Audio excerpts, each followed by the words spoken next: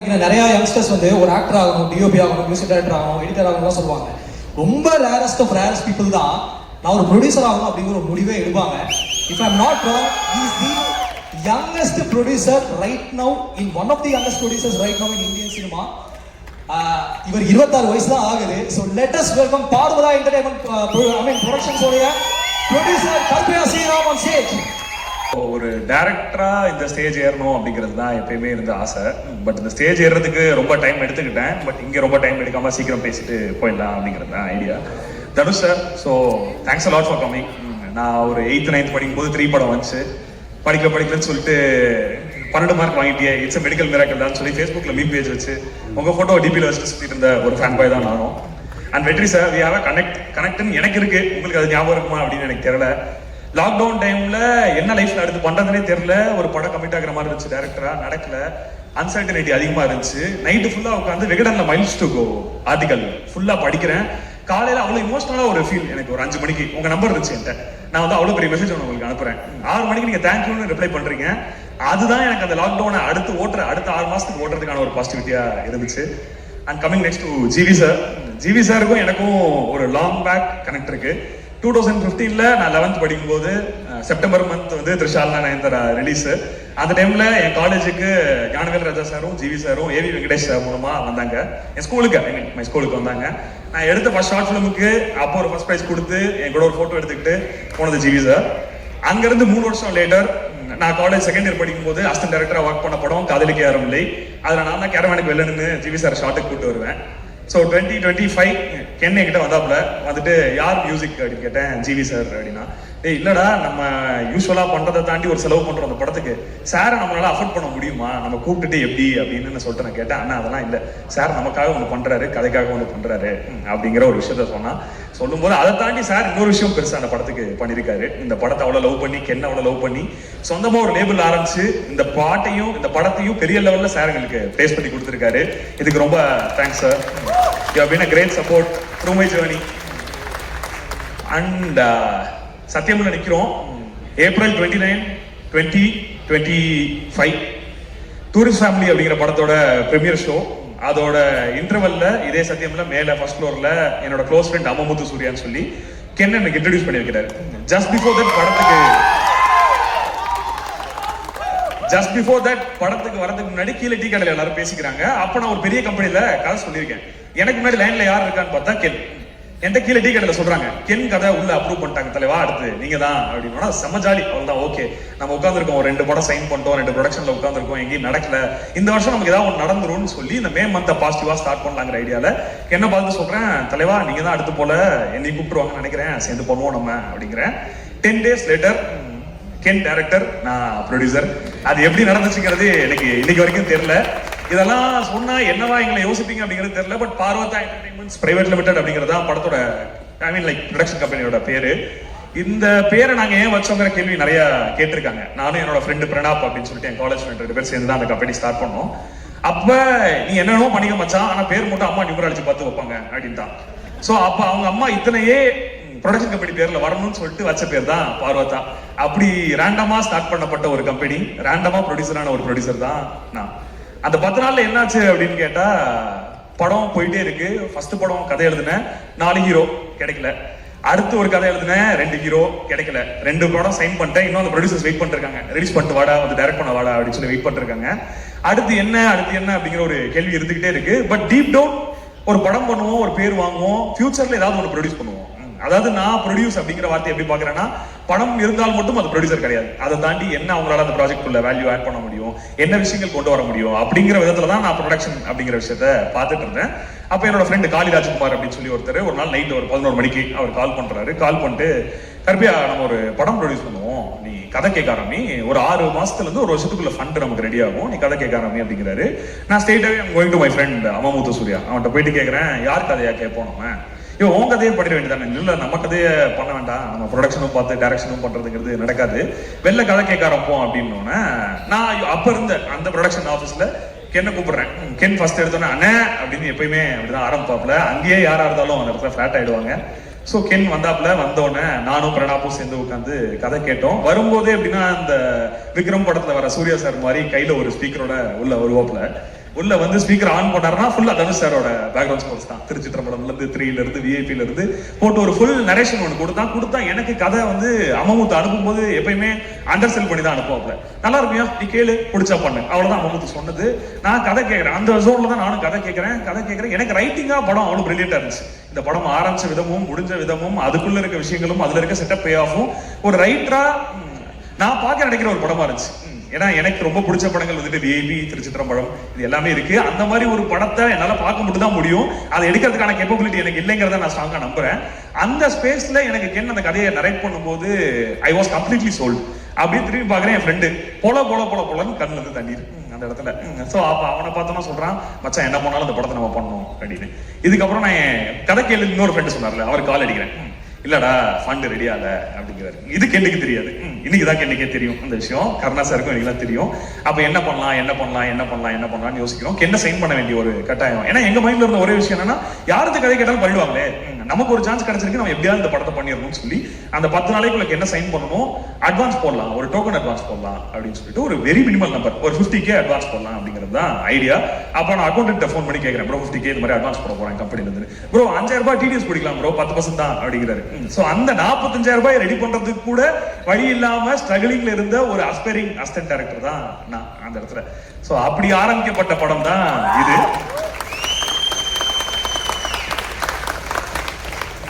So அங்கிருந்து சரி okay என்ன பண்ணலாம், அடுத்த ஆபீஸ் ரன் பண்ணணும், எல்லாமே இருக்கு, என்ன பண்ணலாம் அப்படின்னா என்னோட ஃப்ரெண்டு அவரோட கேர்ள் ஃப்ரெண்டோட ஐடில ஒர்க் பண்ணிருக்காங்க. ஏன்னா எங்களுக்குலாம் நான் இது வரைக்கும் நில் ஃபைலிங் போட்டு தான் பண்ணிருக்கேன் இன்கம் டேக்ஸ்ல. அப்படிப்பட்ட ஒரு ஆள் தான்.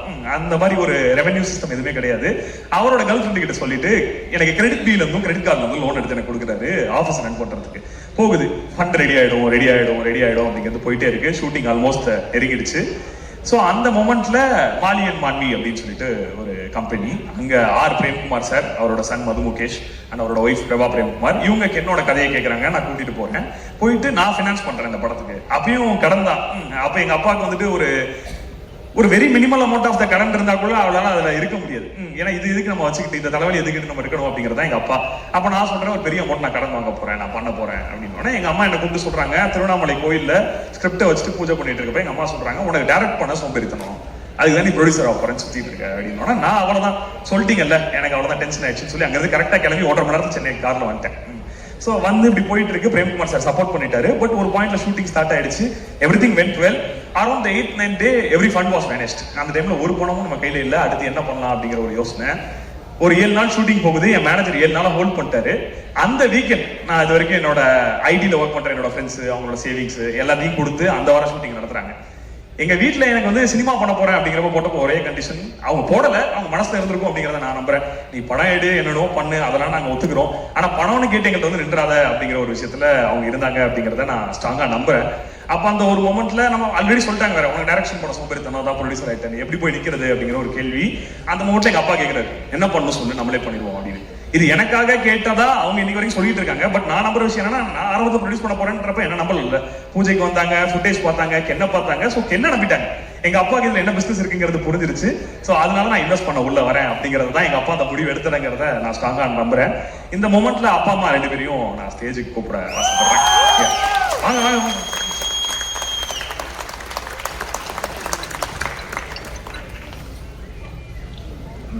ஆடியில் அனுப்பிச்சிருக்கேன், முன்னே கூப்பிட்றேன் madam.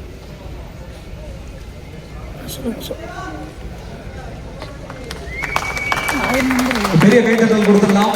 OG producer of Karuppaiya நம்ம கூட இப்போ ஸ்டேஜில் ஜாயின் பண்றாங்க. The proud parents Karuppaiya Sriram, Karuppaiya Chockalingam Ram. ஆனா ஆக்சுவல் ப்ரொடியூசர் சொக்கலிங்கம் கருப்பையா. என் தாத்தா பேர் Karuppaiya. So he's the actual producer of this film. And அம்மா உண்ணாமலை. ஸோ இவங்க 2 பேரும் வந்து நான் பயங்கர பணம் இருக்க என் அப்பாவான்னு கேட்டால் கிடையாது. ஆனால் என்னை கஷ்டப்படாமல் பார்த்துக்கிறதுக்கும், என் லைஃப் ஸ்டைலை ஒரு ப்ரிவிலேஜாக மெயின்டைன் பண்ணுறதுக்கும், என்னை செல்ல கொடுத்து பார்த்துக்கிறதுக்கு இருந்த எங்கள் அப்பா. ஸோ அவர் 16 வயசுல வேலை பார்க்க ஆரம்பிச்சு ஒரு லோயர் மிடில் கிளாஸ்ல இருந்த ஃபேமிலியை கொஞ்சம் பெட்டரா ஆக்கி, அதுக்கப்புறம் 97ல ஒரு பிசினஸ் ஸ்டார்ட் பண்ணி மயிலாடுதுறையிலேருந்து ரன் பண்ணி, அவரோட ஒரு 25 வருஷம் 30 வருஷம் அவர் உழைச்சு சம்பாதிச்சது எல்லாத்தையும் அடமானம் வச்சுதான் எங்களை இந்த படம் எடுக்க வச்சாரு. அந்த படத்தை எடுத்தோம், என்ன எடுத்து கொடுத்த பிசினஸும் பண்ணிட்டோம். அப்பா will be happy, I think, இந்த மொமெண்ட்ல. So and I want to call my friends up on stage. Pranab,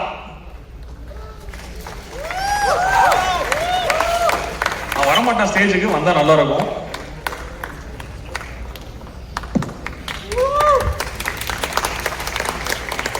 sorry கொஞ்சம் டைம் எடுத்துக்கிறேன், இருந்தாலும் இப்ப இல்லைன்னா எப்ப பேசுறதுன்னு எனக்கு தெரியல. ஸோ நானும் பிரணாப்பும் எப்படின்னா காலேஜ் டைம்ல ஒன்னா படிக்க ஆரம்பிச்சோம். நான் first shift, second shift. But ரெண்டு பேருக்குள்ள இருந்த ஈக்குவேஷன் ஒண்ணுன்னா, ஒரு ஊருக்கு வெளில ட்ரிப்பு போனாலும் அந்த ஊர்ல இருக்க தியேட்டர், அங்க ஒரு படம், அந்த எக்ஸ்பீரியன்ஸ். படம் நல்லா இருக்கா இல்லையாங்கிறது ரெண்டாவது விஷயம். பட் அந்த தியேட்டர்ல உட்காந்து ஒரு படம் பார்க்கணும். இப்போ கும்பகோணம் போனா 4 தியேட்டர்லயும் உட்காந்து படம் பார்ப்போம். அப்படிப்பட்ட ஒரு படங்கள் அதிகமா பார்க்கணும். எந்த வருஷம், எந்த மாசம், எந்த தேதியில படம் வந்துச்சுக்கிற வரைக்கும் கூட பிரணாப்புக்கு எல்லாமே ஞாபகம் இருக்கும் கடந்த 10 வருஷத்துல. அப்ப நாங்க 2 பேரும் சேர்ந்து தான் என்னோட கதையை கேட்டோம். கேட்டுட்டு என்னை விட அதிகமா இந்த படத்தை பண்ணணும் அப்படின்னு ஆசைப்பட்டது பிரணாப் தான். சோ பிரணாப் அம்மா சுலோச்சனா குமார் என்னோட பார்ட்னர், அவங்களும் ஸ்டேஜுக்கு வந்தா ஐ பி வெரி ஹாப்பி இந்த மொமெண்ட்ல.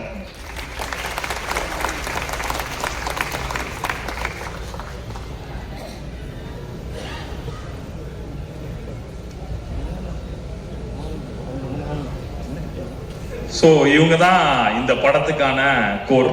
இத இவங்க ஒண்ணு கொடுத்துட்டாங்க, நம்ம படம் எடுக்க ஆரம்பிச்சிட்டோம் அப்படிங்கறத தாண்டி எனக்கு இதை சப்போர்ட் பண்றதுக்கு ஒரு ஸ்ட்ராங்கான ப்ரொடக்ஷன் டீம் ஒன்று தேவைப்பட்டுச்சு. நாங்க 5 பேர், எங்களுக்கு பயம்னா என்னன்னே தெரியாது அப்படிங்கிற ஒரு ப்ரொடக்ஷன் டீம் தேவைப்பட்டுச்சு. பட் எனக்கு ஏதோ கிடைச்சது எல்லாமே ஒரு கான்ட்ராக்டர் நேசமணி கேங் தான். அந்த கேங்க இப்ப நான் ஸ்டேஜுக்கு கூப்பிட விருப்பப்படுறேன். Head of production Selladurai Anna,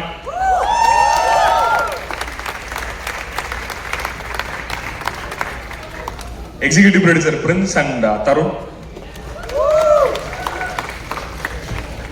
administration executives Prabanjan and Suresh,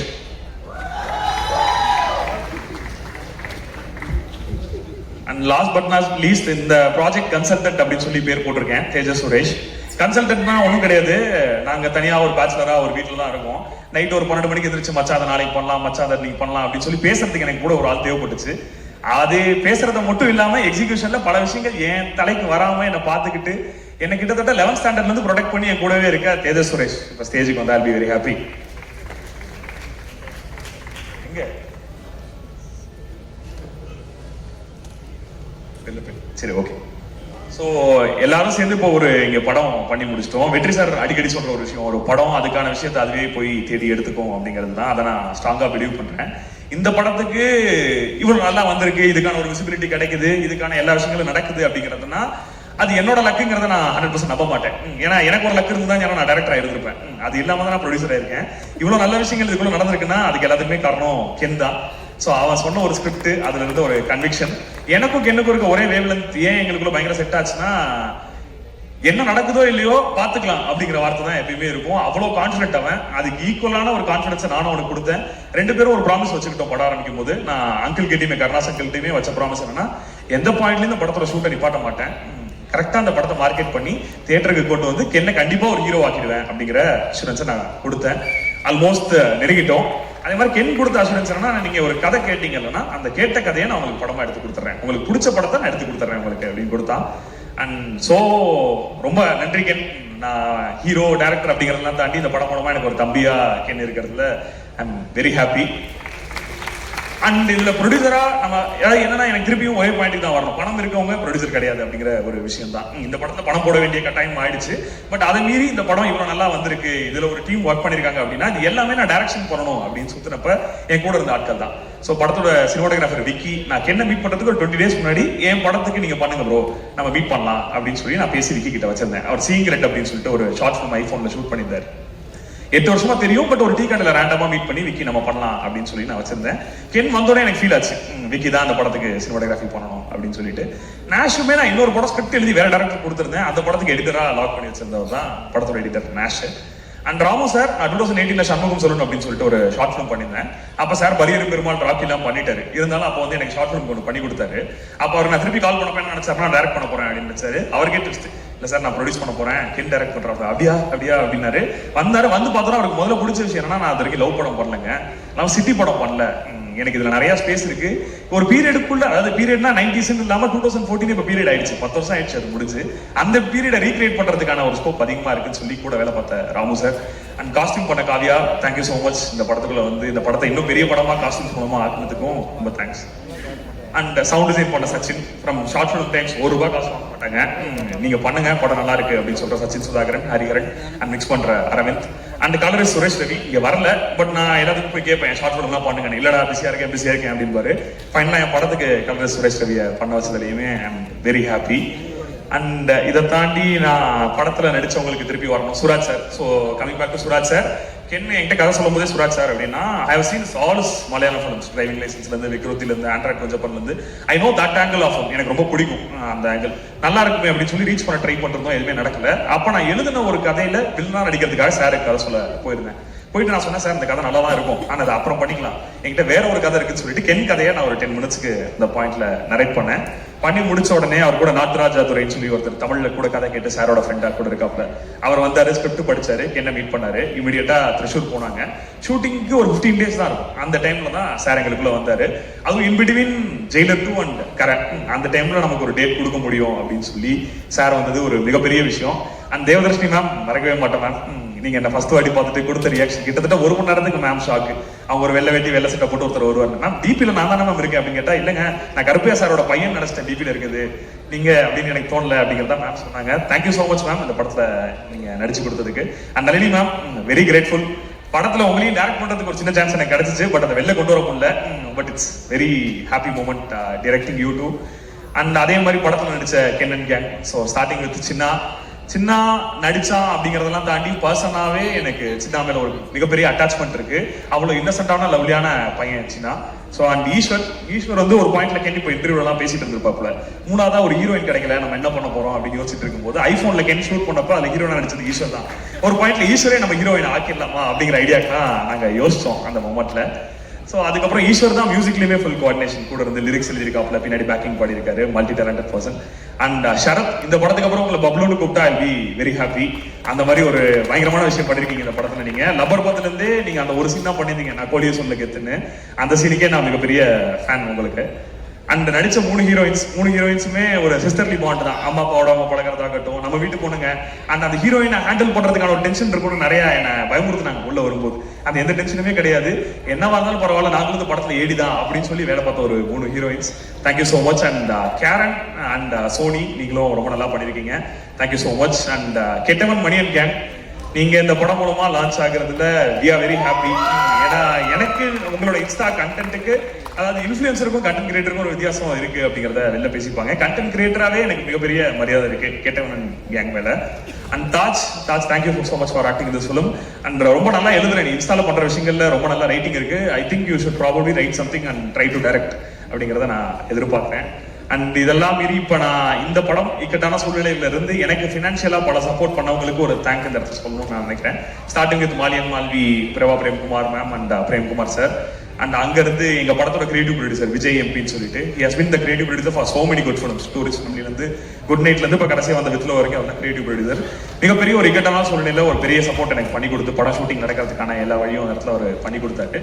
and MSK Abdul Sheikh Kader Uttamapalayam. And I want to call Mr.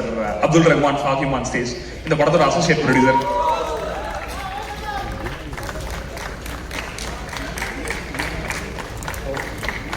S கருப்பு ப்ரோ, ஐ திங்க் வந்து we are running out of time.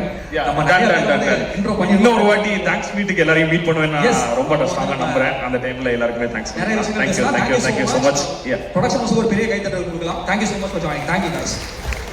So அடுத்தபடியாக கிட்டத்தட்ட ஒரு 100 படங்களுக்கு மேல வந்து ஒரு இசையமைச்சாச்சு. ஆனா இன்னும் அவருடைய படம் வந்து அடுத்த வாரம் ரிலீஸ் ஆக போகுது அப்படின்னு சொல்றாங்க.